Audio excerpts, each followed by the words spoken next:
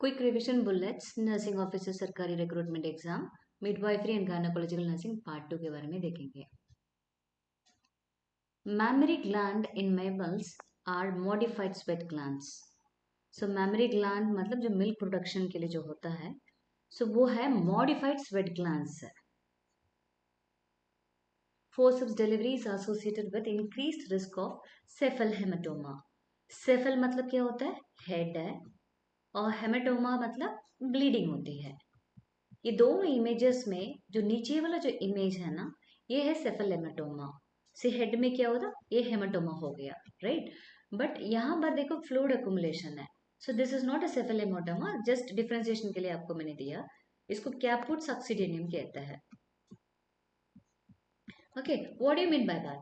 तो कैपुट सक्सिडेनियम होता है जब बच्चे का जो हेड है ना, वो माँ का पेल्विस में आने के पहले, मतलब सर्विक्स में आसपास में पहुंच गया होगा।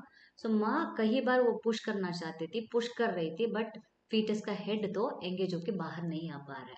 तो इन दैट केस क्या होता है, वो प्रेशर के कारण से इस प्रकार की फ्लूइड अकुमुलेशन होता है। तो इतना ही है, ये सूचर को क्रॉस कर सकता है, बट यहाँ पर ये सेफल हेमाटोमा में क्रॉस नहीं होगा, इतना याद रखना आपको। Okay, forceps delivery associated with the increased risk of cephal haematoma. क्यों? फोर्सेप्स एक इंस्ट्रूमेंट है, स्टील वाला इंस्ट्रूमेंट है, तो उसमें बच्चों को पकड़ के, हेड पकड़ के खींचते समय में कहीं ना कहीं उसको चोट लग सकती है। नॉट 100%, कुछ परसेंट, तो उसको सेफल हेमाटोमा हो सकता है। Vertex position, actually vertex position नहीं होता है, इट इज प्रेजेंटेशन होता है।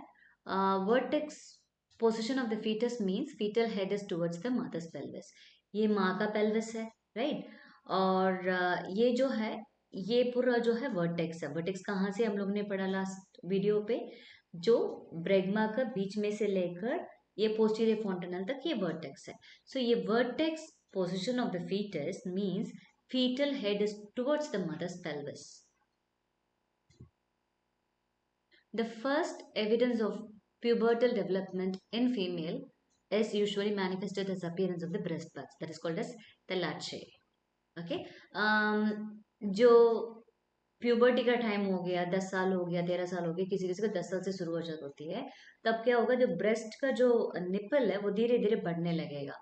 सो उसी को तेलाची कहता है, and that is the first evidence है वो प्यूबर्टी में बच्चे जा रहा है। The ovaries are 2 in number, right. यहाँ पर एक है और यहाँ पर भी एक है, 2 है। सो इसका काम क्या है? Secretion of oestrogen and progesterone is main part. So ovary में मान के चलो 28 दिन होती है।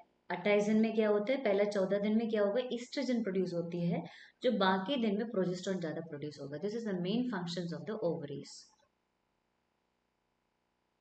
So ovulation and development of corpus luteum is influenced by the luteinizing hormone, that is LH hormone कहता है। ओके, वो ओवुलेशन तो पता है, जो ग्राफियन फॉलिकल जब फट जाती है तब 14 दिन, नहीं तो मतलब 13 दिन से लेकर, यहाँ देखो ओवुलेशन। ओके, सो यहाँ पर 13 और 15 दिया गया है, राइट, बीच में 14 दिया गया। सो ओवुलेशन कब होती है? सो ग्राफियन फॉलिकल से यहाँ पर ओवम बाहर एस्केप होती है, उसको ओवुलेशन कहते हैं। सो ये वाला जो काम प्लस जो नेक्स्ट में जो है कार्पस लूटियम का जो काम, कौन सा वाला हार्मोन प्रभावित करता है? तो ये है, ये ग्रीन कलर का आपको दिख रहा है, लूटिनाइजिंग हार्मोन। सो जब ये बढ़ जाएगी तब ओवुलेशन होगी, राइट। एंड ये करेगा तभी ये कॉर्पस लूटियम का स्टार्टिंग में वही इंपॉर्टेंट रोल प्ले करता है। The menstruation CSS means, CSS का मतलब स्टॉप्स है, once pregnancy occurs is due to the reduction in secretion of hormones by the ovaries. Okay, so कारण क्या है? प्रेगनेंसी होने के बाद एमेनोरिया हो जाता है, मतलब मेंसेस नहीं होती है, एमेनोरिया, राइट। क्यों? कारण क्या है? ओवरीज अपना काम बंद कर देते हैं, स्पेशली आप इस इमेज में देख सकते हैं, राइट। ये देखो प्रोजेस्ट्रॉन क्या होता है, यहाँ पर ये डाउन होती है, तब मेंस्ट्रुअल साइकिल यहाँ पर होता है। बट प्रोजेस्ट्रॉन जब प्रेगनेंसी होता है वो पूरा स्ट्रेट, ऑलमोस्ट स्ट्रेट लाइन में जाएगा, क्योंकि प्रोजेस्ट्रॉन की मात्रा अच्छा सही से रहना चाहिए, तभी क्या होगा, यूट्रस में कंट्रैक्शंस वगैरह नहीं होगा। 9 महीना तक उसको पूरा कंप्लीटली हाई रहना चाहिए। सो प्लासेंटा प्रोड्यूसेस, ये तो पता है, ईस्ट्रोजन भी है, प्रोजेस्ट्रॉन भी है, और human chorionic gonadotrophin. So human chorionic gonadotrophin placenta बनने के पहले यही बहुत बड़ा काम करते हैं। मोस्टली जो 12 वीक्स का आसपास में, 12 weeks of pregnancy, period of gestation के आसपास में ये प्रोड्यूस होती है। एंड इसको बोलता है प्रेगनेंसी हार्मोन भी कहता है, जैसे किट में प्रेगनेंसी टेस्ट करता है ना, ये है human chorionic gonadotrophin hormone. So this is produced by the placenta. So the placenta provides an exchange of nutrients. Okay, nutrients, nutrition सभी सेम है, मतलब माँ का जो प्लासेंटा के थ्रू बच्चे को खाना पीना सब कुछ और वेस्ट प्रोडक्ट्स बाहर निकलना, ये दोनों का काम कौन करता है? प्लासेंटा करता है। Umbilical cord have 2 arteries and 1 vein. यहाँ देखो, इसका 2 आर्टरीज है और ये वेन होती है। जस्ट बड़े लोग का ऑपोजिट में होता है यहाँ पर। सो आर्टरीज में डीऑक्सीजनेटेड ब्लड जाती है, बट वेन में तो एकदम ऑक्सीजनेटेड ब्लड जाती है, right. Okay fine. Suppose single umbilical artery रहेगा, क्या कारण है वो भी समझ लेंगे, राइट। ये है increase incidence of structure in the chromosomal anomalies and growth restriction. इतना याद रखना, मन बच्चा जो पैदा होते जेनेटिक बीमारियां कुछ हो सकती है, सपोज वो सिंगल आर्टरी हो, तो इसलिए हर बच्चे को आपको चेक करना पड़ेगा whether it is chromosomal abnormality. तुरंत तो पता नहीं चलेगा वो जेनेटिक प्रॉब्लम है, वो धीरे धीरे पता चल जाएगी, मतलब 1 साल हो गया, 2 साल हो गया, तो इस प्रकार की तभी पता चला जाएगी ये वाला क्रोमोसोमल प्रॉब्लम है। बट सपोज हम लोग वो आर्टरी कितना देख लिया पहले से, so we will be able to know what the problem is with the baby. Fetus gets nutrition through placenta, ये तो हम लोग प्रीवियस में दे दिया, बट ये अलग में सेम तरह से पूछा गया है। The outermost membrane of the placenta is chorion. See, ये बेबी है, राइट। बेबी के साइड में कौन सा स्विमिंग पूल है, दैट इज amniotic फ्लूइड है। सो amniotic फ्लूइड कौन कवर करता है? ये वाला जो इनर वाला लेयर है ये amnion है, ओके। amniotic मेम्ब्रेन कवर करता है। उसकी जो बाहर जो ये तो येलो कलर जो होती है ना, ये कोरियन है, that is why it is outermost membrane. So there are 2 fetal membranes, one is amnion and the other one is the Korean. और टर्म, टर्म का मतलब ये है 37 वीक से लेकर 42, मतलब ये टोटल 38 से लेकर 42 वीक्स तक उसको टर्म बच्चे कहता है, राइट। सो उस समय में amniotic फ्लूइड कितना होना चाहिए? 600 to 800 ml होगा। सो ये अल्कलाइन इन नेचर है। एक्चुअली ये 7.1 to 7.4 तक आसपास में जाती है, ये अल्कलाइन नहीं है, और ये न्यूट्रल के आसपास में आती है, बट फिर भी it is been asked, I mean, it has been said it is alkaline in nature. Specific gravity का भी पूछा गया था. So how much it was? It was 1.010. So this image is actually, कभी कभी किसी किसी का बच्चा जब डिलीवरी होते हैं उसका पूरा प्लासेंटा के साथ जब आती है ना, उसको कॉल कहता है. So in post-term pregnancy, usually amniotic fluid reduces or diminishes. So 42 weeks हो गया है तो amniotic fluid कम होते जाएगा, नहीं तो गायब, मतलब गायब तो नहीं होगा, डिमिनिश नहीं होगा, बट कम होते जाएगा. So greenish yellow color of amniotic fluid indicate post maturity. Actually कभी कभी आपको डाउट भी आ सकता है, बिकॉज ग्रीनिश कलर जो होती है मेकोनियम स्टेन लाइकर होता है. मेकोनियम कौन सा कलर है? ग्रीन कलर का है. ये कब बच्चे पास करता है? जब बच्चे को ऑक्सीजन लेवल कमी हो गया, हाइपोक्सिया हो गया, उसी के कारण से क्या करते हैं, जो वेगस नर्व एक्टिवेट हो गया उसको तुरंत उसको पॉटी वो amniotic फ्लूइड में कर देता है, राइट. वो मेकोनियम क्या होता है? थोड़ा बहुत चिकना जैसे है, वो जाके ट्रके में अटक जाएगा तो मर जाएगा. This is what we have learn, right. But बात यहाँ पर पोस्ट मेच्योरिटी की, यहाँ इस ग्रीन कलर की क्या संबंध है? That's why I have given this point. Post maturity syndrome में 3 चीज मेनली होती है. सबसे पहले ओलिगोहाइड्रोमनेस, हम लोग तो देख लिया था. 600 to 800 टर्म वाला जो बच्चे में, तो उसमें oligo means like hydramnios means like amniotic fluid है, तो वो है उतने ही 800 तक आता है, बट धीरे धीरे वो पोस्ट मेट्री होते होते वो रिड्यूस होती है. सेकेंड है मेकोनियम एस्पिरेशन. सो मेकोनियम पास करेगा तभी तो बच्चा एस्पिरेट करेंगे. Okay, so this is the main part, that is why they से amniotic फ्लूइड, बिकॉज इसमें ऐसे ही पूछा गया था.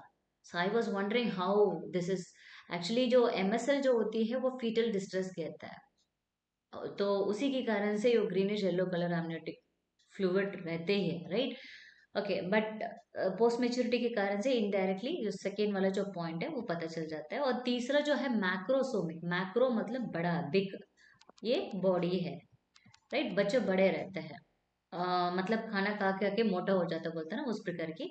और फीटल प्रॉब्लम्स भी हो सकते हैं। फॉर एग्जांपल, जो ओल्ड मैन स्किन में क्या होता है, पूरा रिंकल्स होता है ना, ड्राई ड्राई तो नहीं होता, रिंकल्स ज्यादा होता है, राइट। और लो स्किन भी होते हैं, तो इस प्रकार की इसका भी स्किन पूरा छीलने के भी, पीलिंग मतलब छीलने के वहां पे दिखाई देगा। और नाखून वगैरह थोड़ा ज्यादा से बढ़कर दिखाई देगा। ओके, मीन्स लंबा होगा उसका फिंगर से, राइट। और जो बाल का जो हेयर है वो तो ज्यादा ही दिखाई देगा। उसका क्रीजेस मतलब जो हाथ में जो लाइंस होती है ना तो पाँव में जो लाइंस होती है ना, वो अच्छे से क्लियरली दिखाई देगा। और फैट डिपोजिशन थोड़ा कम ही दिखाई देगा। ओके, स्किन कलर है ग्रीन कलर और yellow colour due to the meconium staining. If the colour of the amniotic fluid is green, it indicates fetal distress। दोनों याद रखना, पोस्ट मेच्योरिटी भी हो सकता है और fetal distress का भी एक चांसेस होता है। So green colour is due to the meconium passed by the fetus during the distress. Actually ये वर्ड है ना, ये इट इज एक्चुअली रिप्लेस्ड।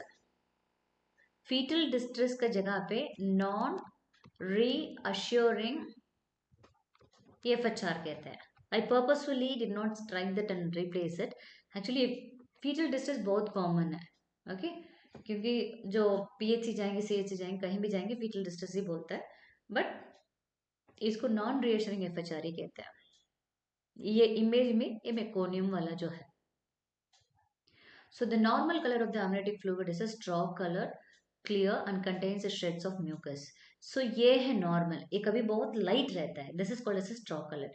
ये है, देखो हल्का से ब्लीडिंग हो रही है, बट ये टोबैको जूस है, राइट। इसमें क्या होता है, मोस्टली IUD, मीन्स लाइक बच्चा मर गया है, right. I mean fetal death हो गया है, इंट्रा यूट्राइन डेथ हो गया बच्चे को, तो इस प्रकार की रंग दिखाई देगा। ये है फ्रेश ब्लीडिंग भी हो सकता है इसमें। Okay, so this is a normal straw colour कहते हैं। So fetal heart sound, fetal heart rate भी कहते हैं उसको, can be heard with fetoscope at 30 weeks of gestation. Normally जो 20 वीक्स का आसपास में um, आपको फीटोस्कोप में सुनाई देगी, स्टेथोस्कोप में सुनाई देगी, राइट। ये है प्राइमी मदर में, बट 18 वीक्स पे मल्टी मदर में भी सुनाई देगी। बट ऑप्शन यहाँ पर इसमें 30 ही दिया गया था, 30 वीक्स ऑफ जेस्टेशन दिया गया था, इसलिए ये वाला आंसर 30 में दिया है। ओके, बट रिमेम्बर प्राइमी में it is 20 weeks and multi में इट इज 18 वीक्स। दत्ता यही बोलता है। सो हम लोग कैसे करते थे पहले, स्टेथोस्कोप में भी चेक कर सकते हैं, बट फीटोस्कोप ये है, इसी से चेक किया जाएगा। सो दोनों स्टेथोस्कोप में भी, इसी में भी, दोनों में सुनाई देगी 20 वीक्स में। So Doppler effect of ultrasound can pick up fetal heart rate by 6 weeks। So जब भी प्रेग्नेंट कोई हो जाता है तो 6 वीक्स का अंदर में उसको चेकअप करवाने के लिए बोलता है।